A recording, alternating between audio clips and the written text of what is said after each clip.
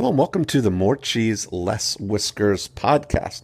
My name is Dean Jackson, and today we're going to be talking with the Turners from Australia via Amsterdam while I'm in Toronto. It's quite an international connection today.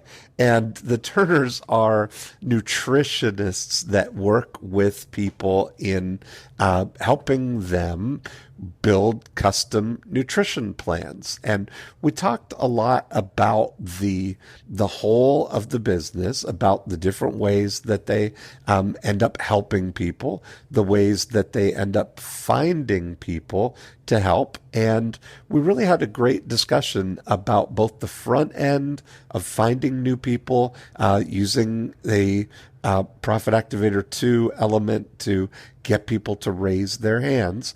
And then we ended talking about referrals, and we talked about how to orchestrate referrals from the people that already know them, like them, trust them, and are getting great results with them. So I think you're going to enjoy this episode, and I will talk to you on the other side. Matty Turner. Hello, how are you? I am so good. How are you? I'm very well. I just want to let you know that my wife is here with us too, because we're business partners. So you also have Stacey Turner on the line. Hey, Dean. Stacey, hi. Nice to meet you. You too. Now, this is either very late at night for you guys. Are you in Australia? We're traveling. We're so currently we're actually in Amsterdam. Oh, you're in Amsterdam. That's so funny. I'm going to be there next in a couple of weeks. Yeah. We just miss each other. Yeah, we do. That's exactly right. And then I understand we're going to then meet up again in Australia, in Sydney. In Australia. So yes, we're very excited for that. Yeah. Awesome. Well, tell me about what's going on with Matty and Stacey. What are you guys up to? So do you mean for the business or just what we're doing at the moment? Yeah, all so we run a company. Oh, yeah, cool. So we run a company called The Chief Life, and we're an online nutrition coaching company. Exactly. So we help people with nutrition through either means of a meal plan, so a personalized meal plan for the individual, or we also offer coaching. So it's like a personal trainer, but a nutrition coach instead. So you have a weekly check-in call, weekly emails, just to keep you on track. Mm-hmm. And how long have you been doing that now? We're into our fourth year now. So we started April 2015. Okay. And we are, just over 3 years. Yeah, so something we also do is we go out to gyms and we'll do like a gym nutrition challenge where they'll get, say, for instance, 30 of their members on board. We'll deliver a workshop for them as well as a personalized meal plan for each person that is on the program. And that's kind of like our business to business, whereas the business to consumer is really just to the individual when they come to us. And at the moment, we're touring Europe because we have a podcast and we're just getting some interviews down. We're also just connecting while we're over here, seeing plenty of gyms. And yeah, that's pretty much it, which is cool. Seeing what's going on there. So is the nutrition coaching that you're doing, you're just, where do you leave off? You're helping people create a meal plan, but you're not providing any of the food or doing any of the preparation, or it's not a meal service or anything like that per se, right? Correct. Yeah. So we focus more on education. It's kind of like a teach a man to fish situation. Yeah. So we personalize the plan by figuring out what they need in terms of their anthropometrics, like their measurements of their body, what their goals are, how much they're training. And then we also cater to food dislikes, food intolerances, allergies, that sort of thing. So we can really cater it to the individual's needs. And then we create a 1 week, or I guess a 7-day template, so that they have ideas that they can use to follow for a 4 to 8 week period. And then we encourage them to come back and get a new plan so that we can give them some new ideas and tweak the plan if needed. I got you. What was that first word you used? I've never heard that one. Yeah, anthropometric. So anthropometry is the study of the measurements of a human. You'll remember that though, because you're a man of wisdom, right? You keep everything on. You know what's funny, Matty, is I consider myself a wordsmith, and I consider that there's not many words that I haven't heard, but anthropometry just rolls off the tongue. Dean Jackson. I'm an anthropometrist. That's fantastic. I love it. So you measure people, and what does somebody's measurements have to do with their nutrition? So it's about knowing how much to feed the person based off of where their basal metabolic rate is, so where they are right now in time, but also dependent on their goals. So say, for example, you had two people who have the same basal metabolic rate because it's based off of their lean body mass, but one of them has a waist circumference, say we're talking about guys here, so waist circumference might be over 94 centimeters, and so therefore we would encourage them to go for a fat loss or a leaning up goal or perspective. Whereas if somebody has a waist circumference of under 94 centimeters, then maybe they're looking at maybe a performance plan. So they want to just, kick ass in the gym, or maybe they're actually looking to gain some muscle mass and get stronger. So then we need to figure out their needs based off of their measurements. So somebody who's got the same lean body mass might not need exactly the same calorie intake depending on their other measurements like waist circumference, hip circumference.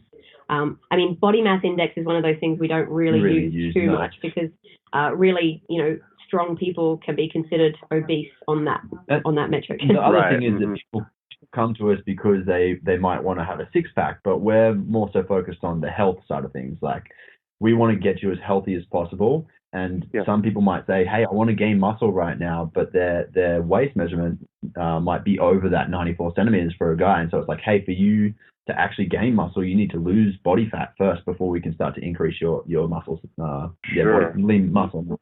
We often say to people, it's less about what you look like and more about how you feel. And then as a byproduct, you get to look friggin' hot too. Okay. So what are the different kinds of people that you end up working with? Like who are your target audience? Is it people who have want weight loss as the main thing? Is it people who are really looking for high performance nutrition? What do you tend to attract? So for us, we actually work with CrossFitters. And so are you familiar with CrossFit? Very. Yes. Yeah, excellent. So a lot of people are already very into their fitness and willing to I guess put in the effort to their nutrition because they're focused on performance. Now, within saying that, we actually get most people coming to us because they want to lean up or improve their energy. It's a rare state, not a rare state, but we don't get as many people wanting to gain muscle. And if they do come saying that they want to gain size, it's often because, they've struggled to put on mass over the years. But then when you question them and they say, do you actually want to get bigger and look bigger, or do you just want to get stronger in the gym? Because those are two different things. Then they realize they actually want intrinsic strength that allows them to lift more weight. They don't actually care about what they look like. I gotcha. Okay. Wow. Yeah, so much more of a holistic approach. Yeah, exactly. So I guess to answer your question, more so within the fat loss, improved energy side of things. But we can dial it right down to the very specific type of person if you want as well. And I guess of late, we've been helping a lot of people with more of the genetic mutation side of things, like hormonal imbalances. I studied nutrition at university, so that was kind of my passion, was helping people that have autoimmune diseases and genetic stuff going on. Okay, perfect. So when you look at this, then it sounds like the people that you are attracting and working with are people who are sort of already on a health and fitness path, not kind of coming to you from a sedentary lifestyle or being more on the obese side than on the really trying to fine tune and lean up. Yeah, so we do work with, we have worked with others before, but that seems to be our main clientele. They're coming to us probably because we were known within the CrossFit community within Australia already, and so that definitely was just our place where we started selling to. Okay. Yeah, and I guess the other thing is we do get to work with people who are on the, larger end of the scale, because CrossFit is now much more mainstream. So we're getting, lots of people from all different walks of life who have sat at a desk, who are full-time mums and have unfortunately neglected their health because they've been putting their kids first, and they've ended up a little bit larger than they wanted to be or intended to be, but they've come to the gym first, and then they tend to kind of plateau, or they see some of their friends doing different things, and then they get on board with the nutrition side after. Even though it could preferably be the other way around, do the nutrition then the fitness. Most people find fitness is that easy access. So we're blessed to be able to work with all shapes and sizes, all walks of life. And how long do you typically work with somebody? How long is your engagement with them? So this does vary depending on the person. I mean, the minimal engagement we'll have with someone is if they do not choose to get support from us. So they'll literally come in, they'll be a first-time buyer, we'll have the questionnaire come through and our basic email to start with. And then from there, that is the contact. So that would be the space of probably 7 days. Whereas the longest we've had people is from start date, so 4.5 years. Well, yeah. So we still got a guy with us who was our first ever member. He's still with us. Oh wow! And how do you how much do you charge for what you do, or how what's the economic relationship with them? Yeah, so this is, I guess there's a few layers. So to talk about the meal plan itself, it's a one-off payment of $149. Now that's Australian dollars. And then for the support we offer is a $5 a week fee. And it's optional. It's optional for them.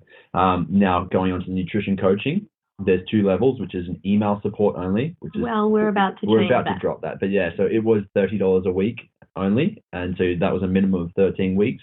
And then we had the nutrition coaching calls, which was $50 a week. So what we're going to do is drop the email only and have it as a either or, but for the $50 a week. Yeah, so if somebody prefers not to have phone calls, they can stick to emails, but we just have the one flavor of $50. There's not like multiple confusing options. Yeah. Right. Yeah, that makes sense, right? Like it's often when you have lots of different options, things get confusing.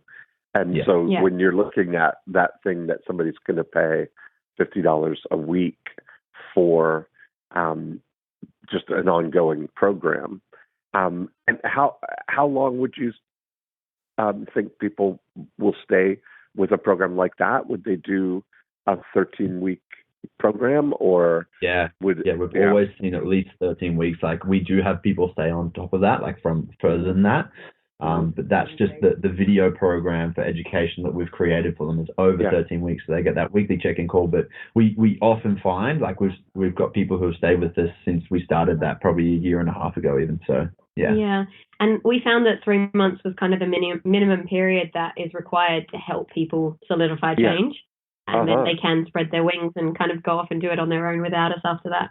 That's what I was wondering, right? It's that you can rotate the quarter kind of thing because you've learned to fine tune, and you learned what you like, and you learned what you what actually works. So I mean, good for you. It seems like that would be somebody who's pretty interested in their in their nutrition to stick with something like that.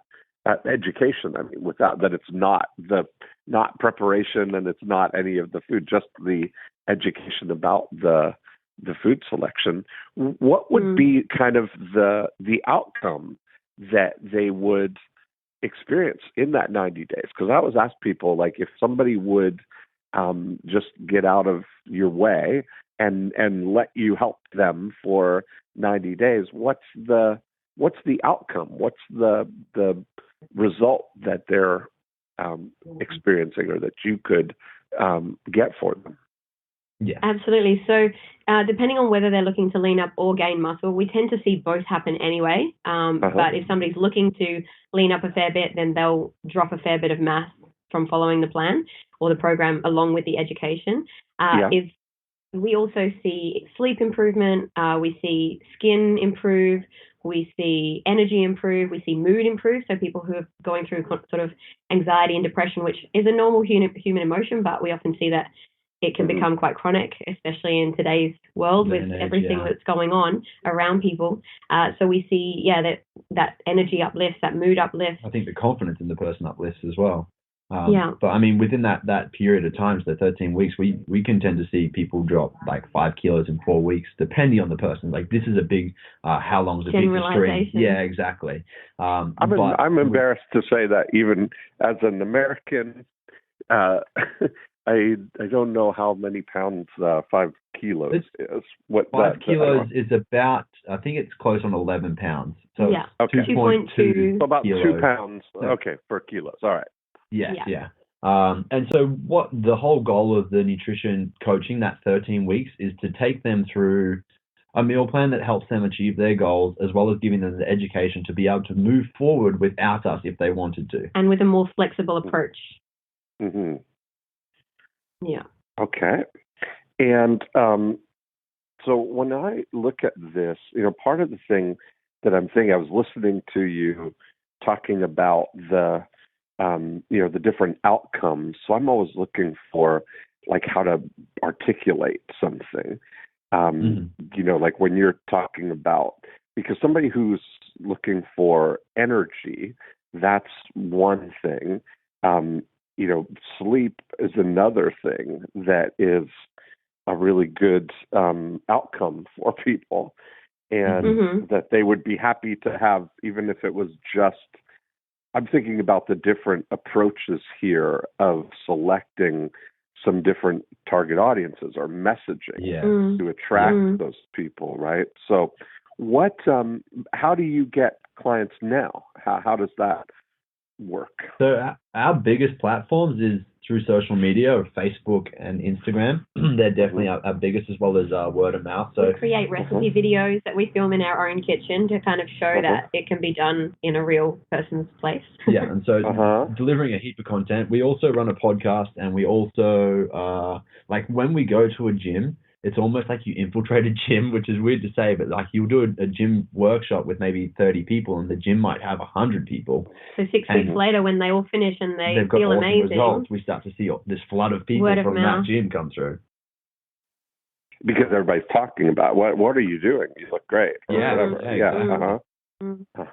like that. So yes, our biggest platforms for us advertising is Instagram and Facebook. And we have used our mailing list. So I mean, we've got some awesome stuff from you over the time we've been following you. The 7-word email we've used a couple of times this year, and it's been very useful, so thank you. Oh, that's so great. I like that. Yeah, and that's kind of the thing, right, is that sounds like a lot of the things you're doing on social media are more organic. Are you doing any paid ads on those places, or you are? Yeah, every month. Yeah, every month we advertise pretty much a thing a week. We'll advertise. So we put out usually about 4 videos a month. We'll put out now 2 cooking and 2 informational ones. And each week we'll pretty much advertise something a little different. And what kind of results are you getting from that? Are you doing like lead generation where somebody will opt in for something? Well, so we have done in the past, and that was also very good for us. And I guess we've got a whole heap of different tricks up our sleeve that we've learned from you. But at the moment, a lot of that is literally just pointing straight back to the website, like, hey, and this is how you can get your own personalized meal plan. And we've got our website redone at the beginning of the year. So that's why we thought, well, we'll point everyone to the website because that's where the information is. But then we still have messages coming through Facebook and just emails via the contact form where people don't even look at the website, which I get. They're busy. They're in a hurry. So they just send us like, hey, what do you do? Get back to me. So we then have an email template that we send out with what we do and how much it'll cost. Mm-hmm. Oh, that's great. And is the first step, how do they start the engagement with you? What's kind of the first step towards working together? If they've come from word of mouth, they'll usually do what their friend has done. So if the friend has done just a meal plan, then the new person will do just a meal plan. Where if the friend's done nutrition coaching, then the new person will probably do nutrition coaching. That's kind of how it's been working. If it's a new person completely, then I'll kind of question them. I have been known to make a few phone calls to kind of figure out exactly what they need and then point them in the right direction based off of like, hey, I only want to spend a one-off payment versus, hey, I've got money to commit to a weekly subscription. Mm-hmm. Yeah, and if they go straight to our website, it pretty much sends them in one of three directions. So it's a straight question like I want to, and it says get the foundations right, which is your straight meal plan, get it underway. They want to receive ongoing support, which is going to be one of the nutrition coaching calls, or eat with more variety, which is also going to help them out that nutrition coaching. Which is a seasonal menu that we've created that comes out every 3 months. So people go into that is our email subscription, like support, but then they'll get a new meal plan. If they stay on for another 3 months, that's their incentive to go again, and they'll get another meal plan generated for the foods that are seasonal to that 3-month period. Gotcha. Okay. And so I'm curious now about the this $149 for the one time meal plan. And does that includes like a consultation with them, or how does that work out? So it's a straight online email like questionnaire, and so they get to fill in all of their details there, and obviously we ask for as many details as possible. Now, once we get the questionnaire back, we say within the next 7 days you'll receive your personalized meal plan. That either goes out to one of us or usually one of our team will create that for us and we'll send it out. Now, when it gets sent out, it's also got a few other things that come along with the package. So it's just kind of, it's not just the meal plan. There's a few other things that come with that kind of, I guess, help them, educate them straight away. So it's not just here's a meal plan and go get great results. It's, we've kind of built it up over time to help them do the best possible. Now, are you, do you subscribe to a specific type of, like, do you lean towards a specific meal plan? Like, are you keto or paleo or what? How do you navigate that sort of? We definitely follow the let's eat real food kind of standpoint. So if it's not in a packet, it's usually good to go. And then I guess in terms of principle, we would say we start people on the Zone diet. I don't know if you've heard of it before. Dr. Barry Sears. That was back in the 90s. Yeah, let's see. Yeah. So he created that from a scientific perspective to help decrease heart issues within his own family, but across the board it rebalances hormones. We've seen fantastic results, like women who've struggled to get pregnant for 9 years and they've been on our meal plan for 6 weeks and conception. So there's been some really cool stuff that we've seen even in the last 10 years since I've qualified as a dietitian that we've seen using this protocol. But we do definitely personalize it. So people have come to us and said, hey, I want to do keto, and I'll question and say, have you done it before and it's worked for you and you're just looking for ideas and support, or are you completely new and you're following the fad? And if it's the latter, I'll encourage them to go on to Zone first and see how they go with that, because keto is so I guess restrictive, and it is. It's hard to be able to do that and be able to go out with friends of a weekend and enjoy yourself, or have a life. Like, I mean, people will talk about, well, I drink alcohol, and it's like, okay, well, every time you have that drink, you're going to go out of ketosis. Right. Yeah. And so, it is a hard thing to maintain. Yeah, so if they're willing. That's the thing about what I've discovered about, like, I know a lot of people who are, in this world, and, a lot of friends that have, written all the leading books about all of this stuff. And it's funny how, when they're in a room together, it's like opposing views on things. But I always tell people, the one thing I've discovered is that nobody's mad at vegetables. Everybody agrees that vegetables is good, right? Definitely. They may have wildly different opinions about fruit, but fat, but they're all in agreement on vegetables. So that's but you got that going for you. Yeah, and as you probably see, like, everyone is a unique snowflake, so everybody needs something different anyway. So we're really big on personalizing it, and if something's not working for somebody, we're happy to work with them to find a different way to make it work. I love it. Well, I like the idea of that you can help people with whatever their objective is. So what are you looking for as the thing that you'd love to improve? If we were to say, what can we focus on here for you today? If you could have an outcome. Well, I think first of all, I'd say if anyone hasn't done your your scorecard yet, they need to go and do that, because that was actually very confronting for us. Yeah, it was insightful. It was very insightful. I mean, we found that we were pretty good in some parts, but there were some parts where we just really need to make a big change.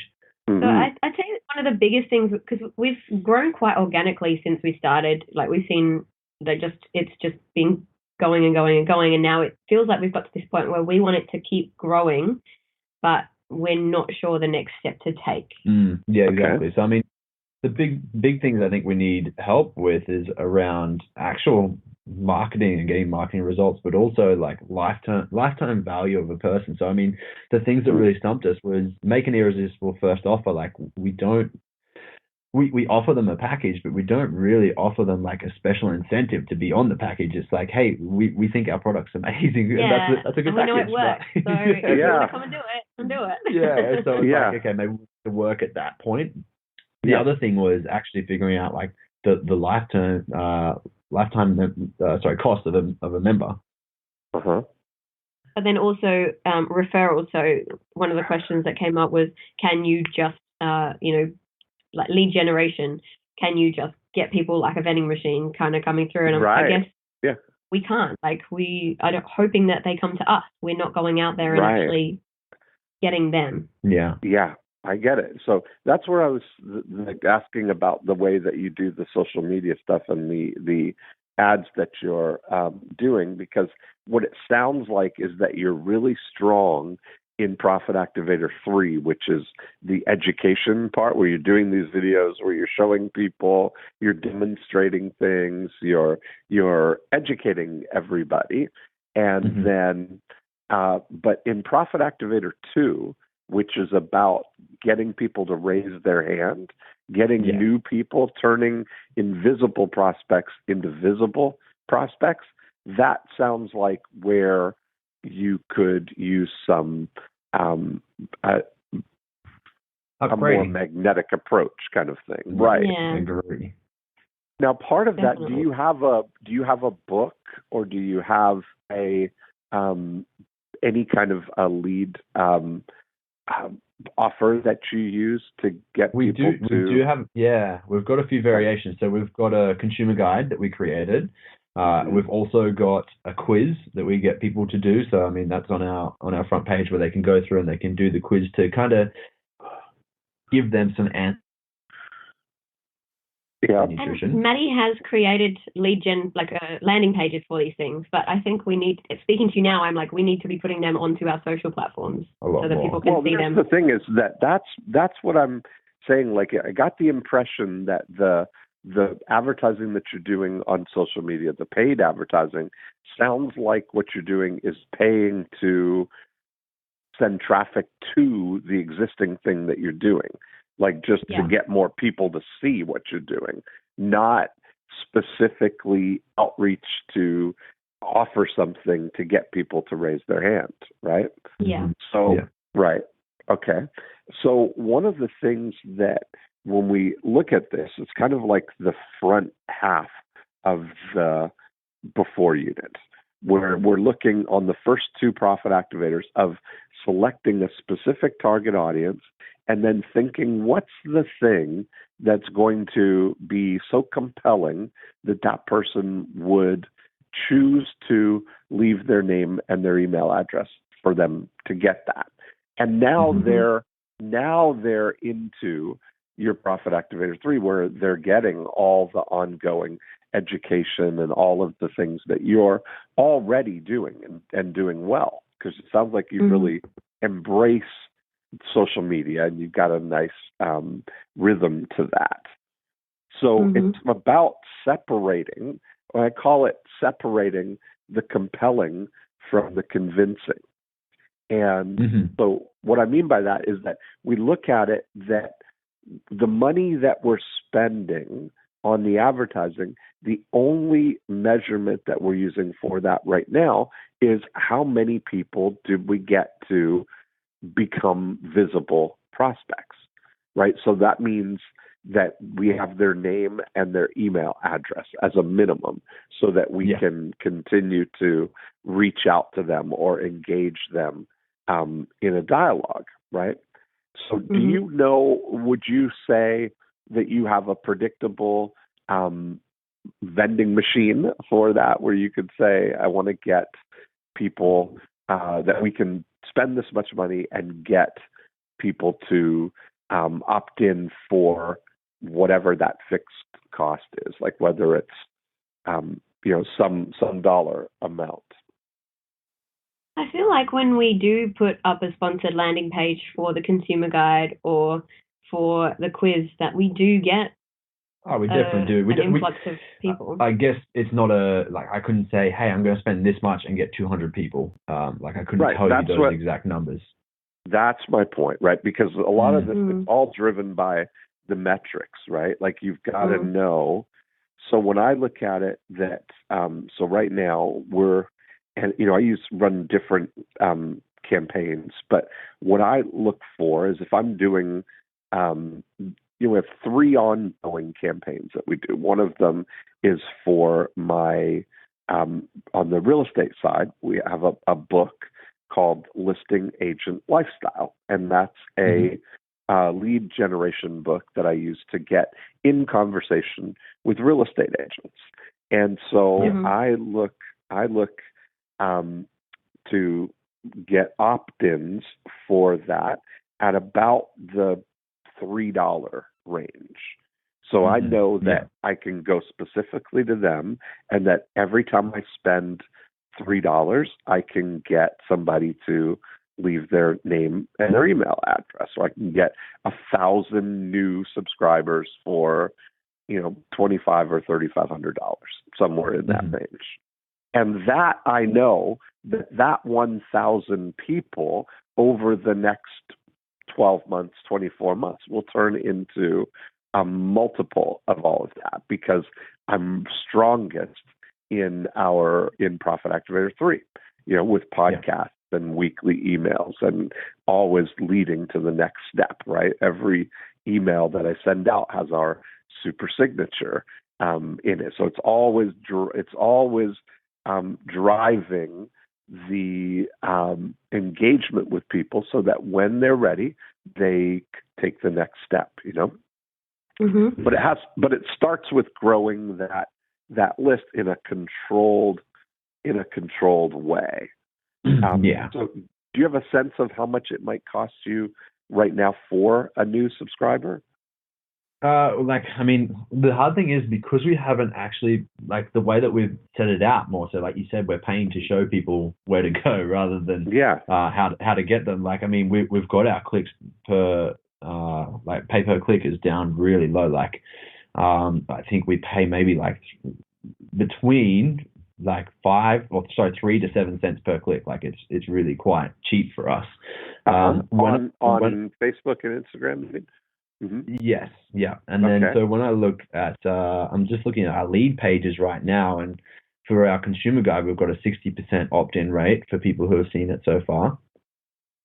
Nice. So you're getting, you may be getting opt-ins for a very low cost, right? I mean, if you just if we were trying to reverse engineer the cost right now, what would you think? Just from what you can tell. How much did we spend on? Give me an example of a month. Well, maybe say $300 on Facebook advertising. Yeah. In the month, and then each month. So I reckon we'd probably say maybe $10 a person, per person that are paying each month. That actually puts their name into a contact form. Yeah, exactly. Outside of our business to business stuff, outside of everything else, it's people who are actually signing up, maybe we're paying $10 per person. Okay, perfect. For people to get their name and email address, kind of thing. Yeah. Yeah. Okay, perfect. Sorry, that was for a full client. Oh, perfect. So for them That's to be awesome. A signed up person, yeah. Okay, so all right. Well, I think that we could make this really simple. Is what if you spent $3,000? I mean, have you thought that through?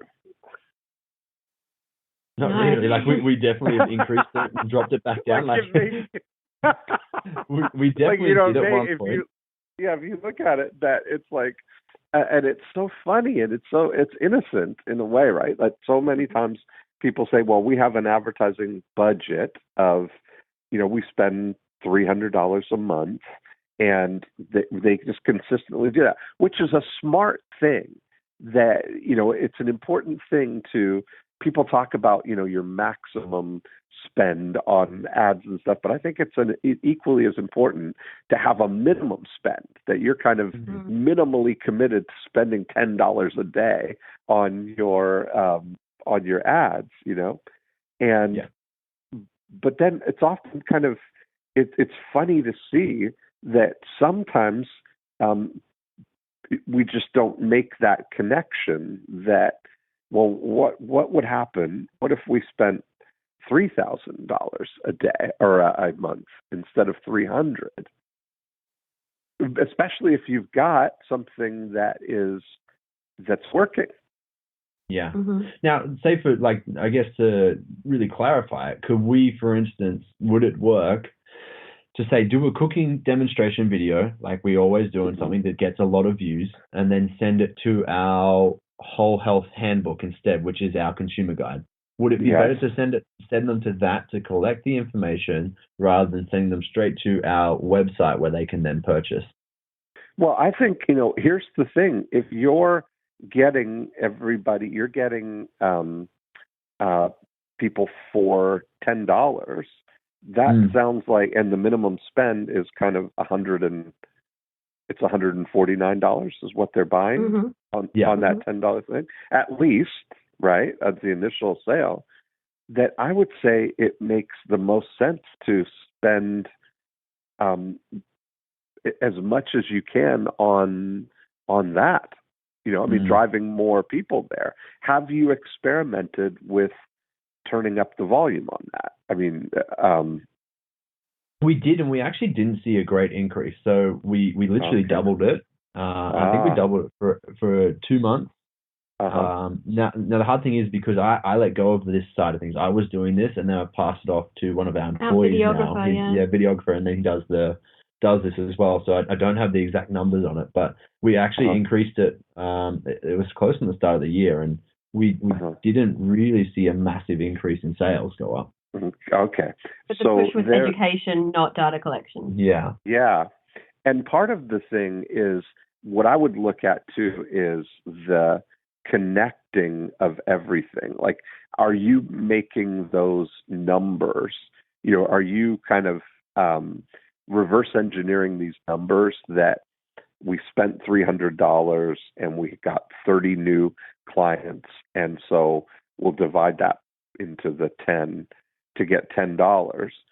But are those 100%, attributable to only the people that you paid to get there, or is that of all of the visitors that came to your website, whether they came from your organic search or other sources?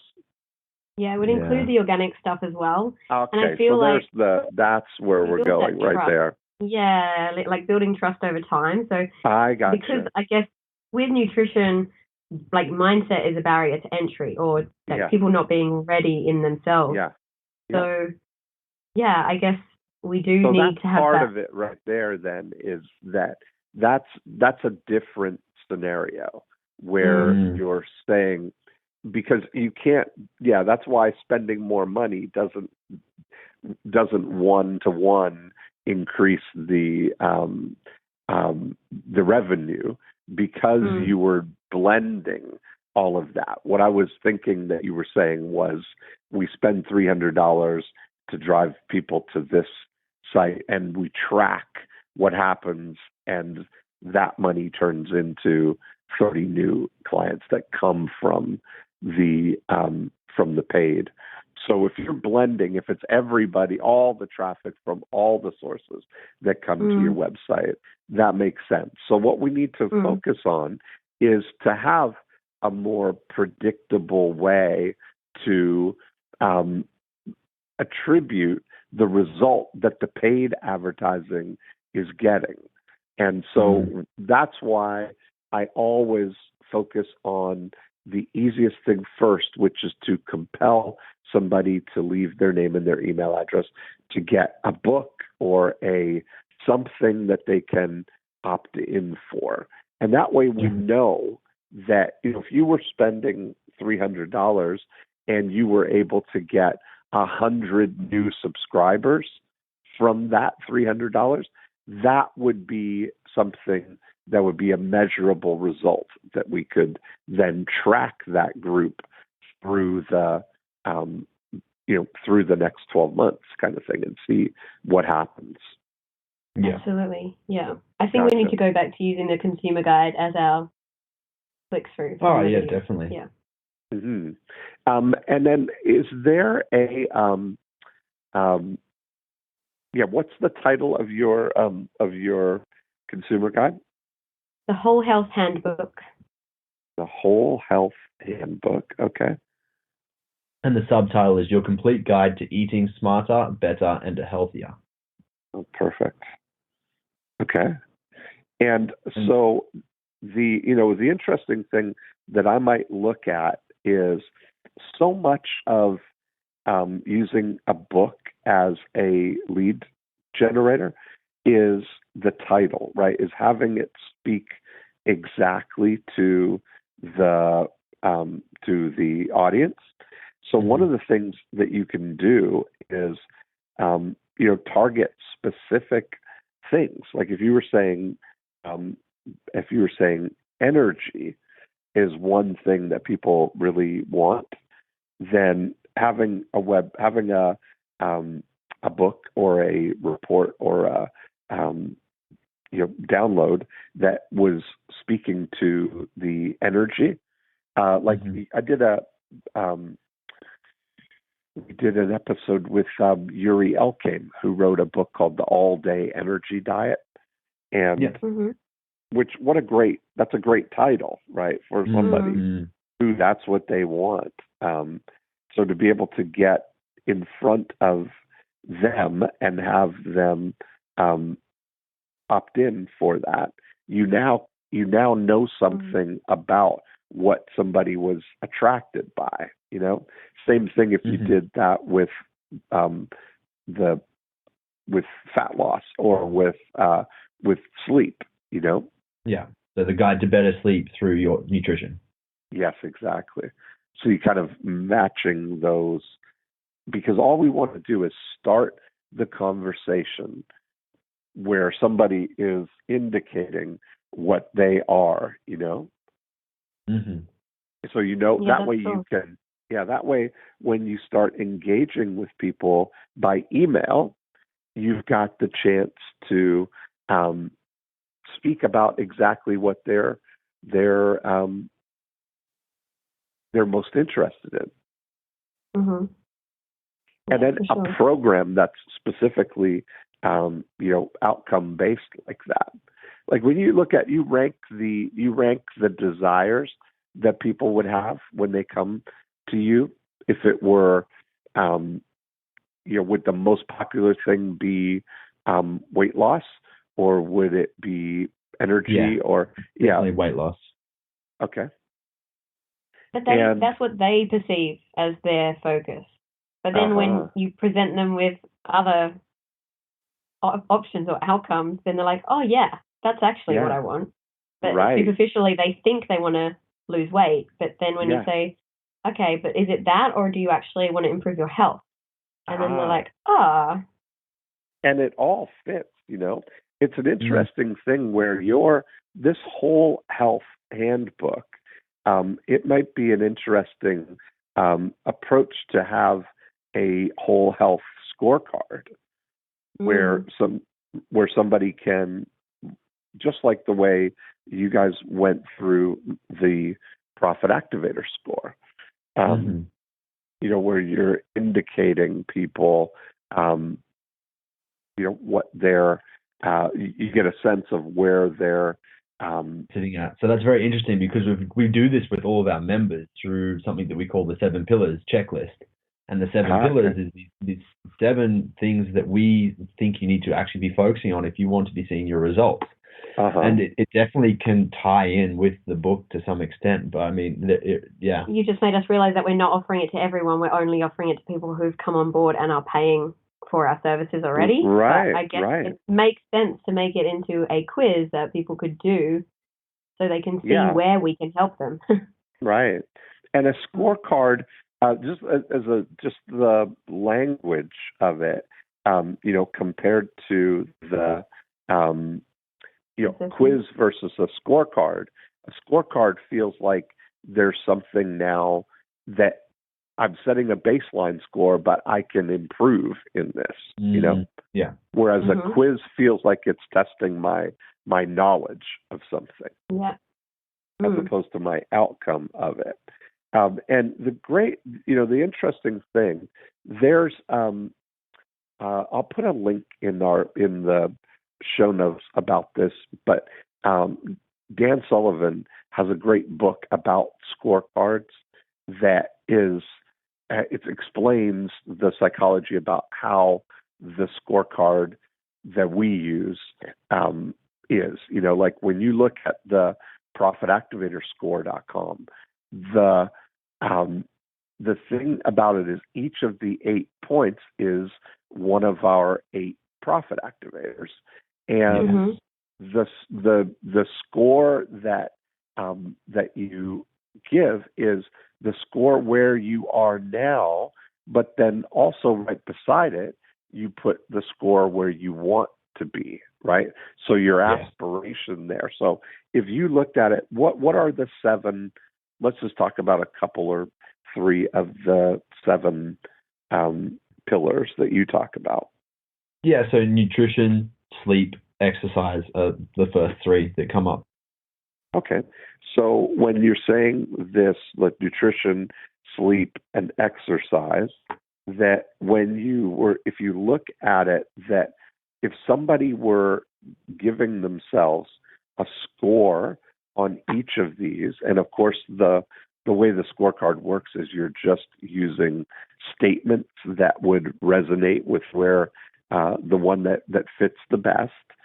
And so for you to know that somebody is struggling with their sleep, that is going to be a helpful thing. Like it almost like if somebody rates themselves very low on sleep currently, but they want to be at the highest level on sleep, that's the basis for a great conversation. And that really, I think that kind of thing is a really great way to keep this transition, of people moving towards you in a way that's going to be actionable, rather than just them, the passive engagement of watching your videos and getting and enjoying them and stuff. But it's always got to, that's why we say Profit Activator 3 is educate and motivate, right? We want to educate and then motivate people to take some action, not just continue to educate and educate and educate, Yeah. And so with your, I don't know if this is a question that you can answer for me, but with your scorecard, do you know what actual software you guys use to collect that data? Because we've got Infusionsoft as our CRM. Oh, you've got it. Okay. Yeah. So we developed a scorecard, creator there that, sets up. It's based on a WordPress template, not a WordPress template, a WordPress platform that we use, and I had somebody develop it for me. But we offer that as well. I could help you with that if you wanted to do that, and then you could have somebody integrated into through Zapier or something, sending it into your Infusionsoft platform. I have mine feeds into my GoGo clients platform. Yeah, perfect. Yeah. But that's a very helpful thing, because then you get an email when somebody fills it out along with their results, which you can reply to and have start the conversation with somebody. It's a really a really cool kind of tool. I was going to say, do you then create, say, for instance, an email automation based off of each 7 pillar? So, hey, we noticed that you've got some sleep issues, and then the next 5 days or something, maybe give them some tips around what they can do with their sleep, or is that too much? Or do you personalize the email straight up?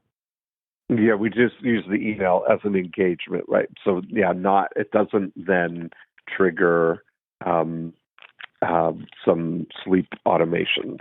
But that's a good that's a good idea. I like that idea. Okay. Cool. Yeah, I think so. The whole I think that might be a good thing. Do you send out email announcements about when you put up your social media stuff, or how often do you email people? We have a thing called Chief Weekly, so it's our weekly email address that goes out to our list. Email that goes out to our list. Like a newsletter. And it's a newsletter, so it kind of covers over the podcast of the week. It covers over a little bit of extra like hints and tips, so tips around training, tips around exercise and stuff, and exercise and cooking. But yeah, so our blogs and then some of our videos as well. But it doesn't directly link them to the Facebook one. It links them to, we upload the same video onto YouTube. I got you, yeah. So you include it in the thing. And then do you have a super signature on your email? Meaning, do you know that word? Would I say that? No. Okay. Yeah. So in my email, I know what you're talking about. Yes. 3 emails a week. Yeah, I do get them. I know exactly what you're saying. So this like, do you need help with your email outs, for instance? Like your email list? Yes. Yeah. So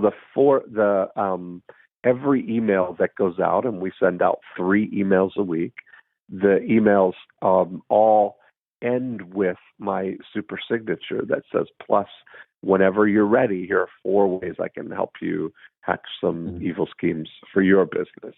And I invite people to take the next step where they can be a guest on More Cheese, Less Whiskers, or try our Profit Activator scorecard, or join our email mastery case study program, or work with me one-on-one. So I'm always like inviting the next steps for people, whatever their next step might be. And every single time you send out that email, people will respond to one of those things, because you never know when people are going to be ready. Like you've both mentioned how you seem to gravitate to the long term, that people kind of get to know you and they understand what you're up to, and then they tend to become clients or ask about what you're doing. Yeah. That's so awesome. this would be a really good thing, and I would encourage you to try emailing more frequently too, because the email is just such a simple thing to respond to, and it's a great, it's just another, we're constantly checking our emails. And if every time you're sending something, it's valuable, then you're going to be welcome, like all the emails that I send are either a new podcast or a article, a lesson that's come from the podcast, but it's always adding value, right? A 300 to 500 word sort of article. What would be a blog post? I kind of use my email as like a blog in a way, that I'm sending these out educational, but they always then in the PS, I'm always talking about what's going on timely and topical right now. Like I talk about, I'm coming to London, I'm coming to Amsterdam, I'm coming to Sydney. Those kind of things are always present in the PS, and then always the super signature, which might be the next thing. So if you're thinking about your next steps, if you had that whole your whole health score, find out your whole health score at wholehealthscore.com, and that went to a scorecard where people could fill out their things. Do you do? Is your stuff very helpful or conducive to Q&A? Do people want to ask you a lot of questions and stuff like that? Is that? Once they're on board, we tend to get a fair few questions, I think, and that's what the support groups are for. And definitely with face-to-face, when we go out to gyms, then we get a lot more questions then. But I think we've started to answer people's questions now before they ask them. Yeah, we've got the typical questions, the frequently asked questions that people are coming to us with. So we've kind of put that out a lot to make sure that they're getting answered, because it was the things that people were asking often. But I guess on our social media posts, people aren't writing questions. Right. Often. Mm-hmm. And that's so part of the thing is to what I was thinking about is there any way for you to kind of demonstrate for people what you the value, right? Where people might say, oh wow, they really are sharp. I like the way they think about that, or I hadn't even thought about it that way, or something where you're kind of demonstrating what it might be like to spend time with you. Yeah, we did actually do for a while. So Matty was saying how we have our 2 food videos, but then we also do 2 education or communication videos. And one of those was an FAQ show we trialed for a little while, which, were questions that had come up from people. And I guess we didn't find that it really took off. It became a little too formal. I think our videographer was going for more of an Ask Gary V type style. Okay, so tended to formalize it a little bit too much, but now I think we've gone back to, rather than an FAQ show, it's more just a catch up on the couch, we sit on the sofa and we just talk. There's some info. It's kind of like a mini podcast. I love it. That's awesome. And I think that sort of thing, I think what would go a long way for you is really thinking through what is going to get people moving one step closer, the intermediate step to getting a nutrition plan, because if somebody's filling out something with some preference, will be the kind of precursor to getting a custom plan. That would be a good thing to engage more people. Plus, it's easy as a referral type of item, if you're able to say to people, to your clients, that if they know that whenever they hear people talking about nutrition, that they can, email you or text you to get something to give to them, to their friends, the people that they're in those conversations with. We had talked in the beginning, you mentioned that maybe that referrals would be one of the things that could be a good outcome for us to talk about.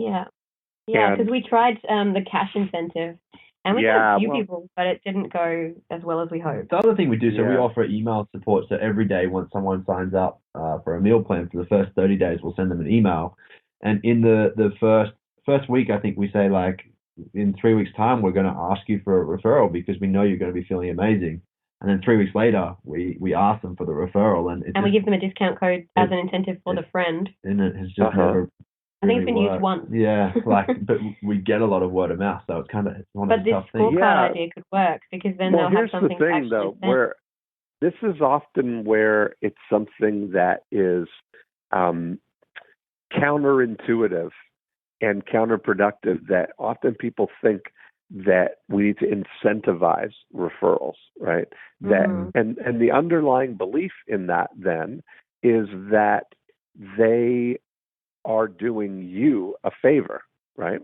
Okay. That's the whole position of it. But what we're, as a society, we're completely wired to want to share and add value to those closest to us, right? We want people, and it goes all the way back to when our herding days, where if you're coming back to camp and you found some blueberries over that hill, you would tell somebody, hey, there's a really ripe blueberry bush over there. Mm-hmm. And that's valuable, right? You're adding value to your tribe. And so we were wired to want to do that. But as soon as you incentivize things, you're setting a different psychology into action, right? That especially if they feel like, let's just play it all the way through, that somebody, you rave about something and your friend then signs up for it, and then they find out that the friend that you referred, they find out that you're at the top of the referral contest leaderboard, right? And it feels now like you just sold them out. It feels like there was this bounty on their head. It wasn't that you truly and purely felt like this would be a great thing for them. Now, the thing that you have going for you, especially around nutrition, when it's related to weight loss, and all of those good things are happening, people are noticing that you're losing weight. People are noticing that your skin looks better.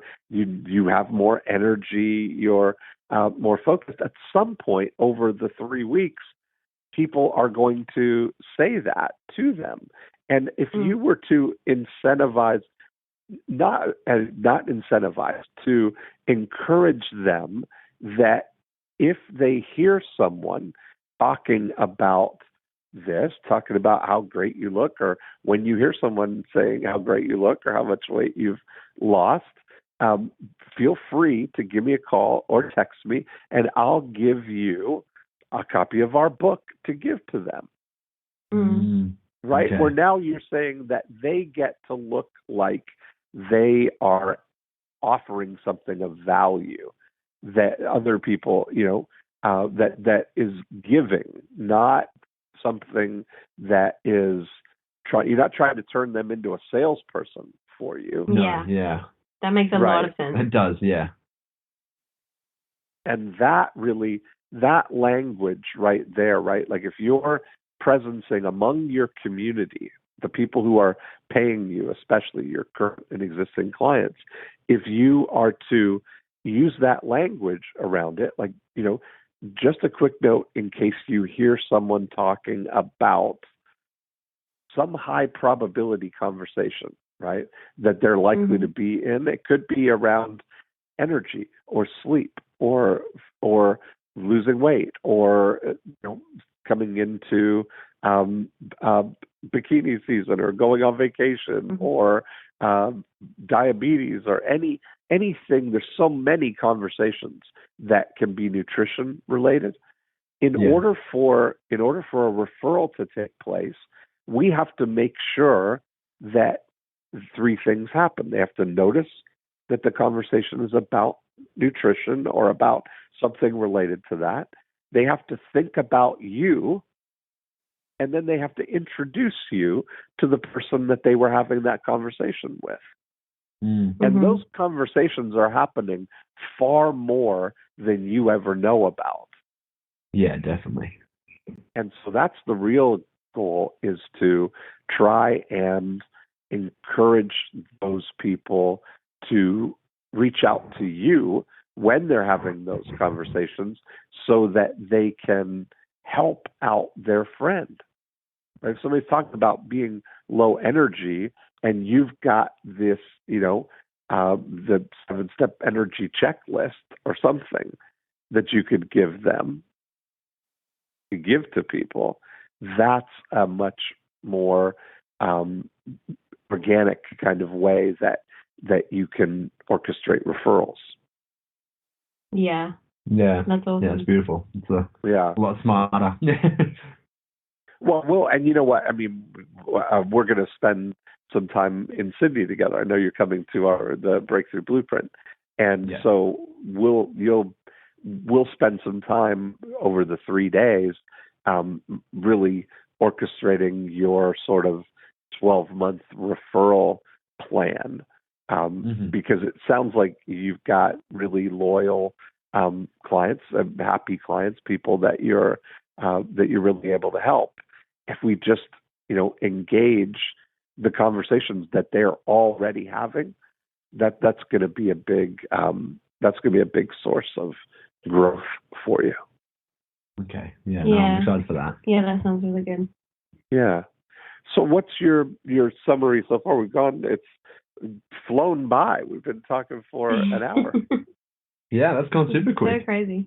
Yeah. And so, I think for us, it's going to be definitely going and using our consumer guide more than we have been, and working out how we can, I guess, process it from Facebook and integrating it more, I guess, is what I'm trying to look for.